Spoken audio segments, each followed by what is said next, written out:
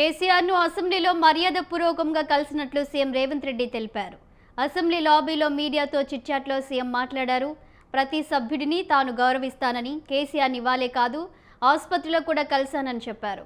Assembly నుంచి వెంటనే ఎందుకు వెళ్లారో ఆయన్నే అడగాలని రేవంత్ అన్నారు.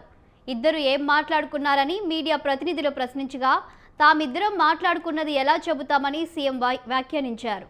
శాసనసభ ప్రారంభమైన తర్వాత కేసీఆర్ వద్దకు రేవంత్ వెళ్లారు. కరచాలనం చేస్తూ బాగున్నారా అని సీఎం పలకరించారు.